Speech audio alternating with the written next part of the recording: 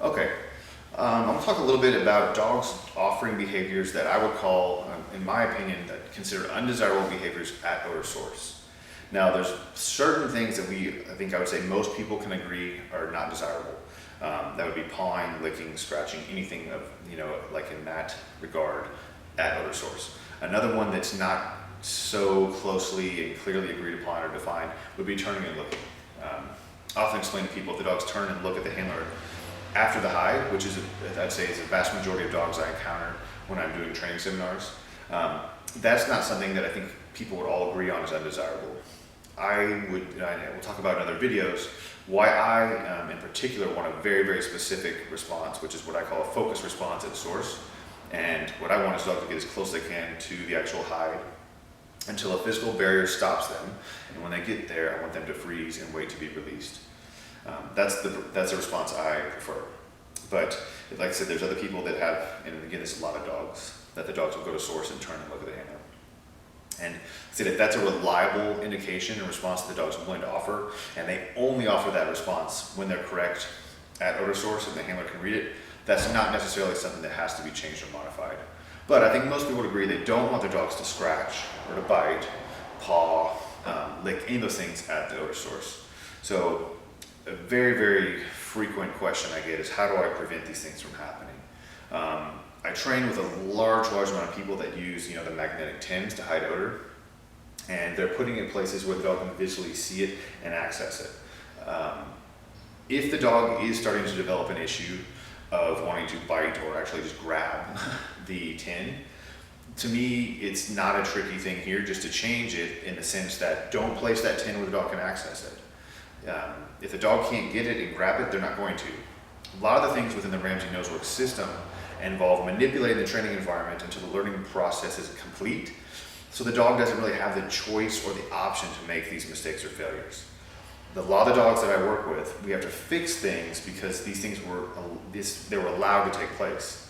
And to me, I'd rather manipulate the training environment that favors the learning experience, so I can have the dogs do exactly what I want. I can capture that moment, I can communicate to the animal, you did what I wanted you to do, and reward them. When I start to get a fair amount of repetitions of those things, I can start to change the training lab, the training environment, where it's a little bit easier for dogs to make mistakes, but they're not going to. I can put tins where the dogs can access them out. I can put hides that are low enough where a dog might want to paw. But in the beginning stages, I use the whole situation of the training lab to manipulate this process in my favor. I'm kind of making it much more probable for the dogs to do the exact things I want, and I capture those moments and reinforce those behaviors.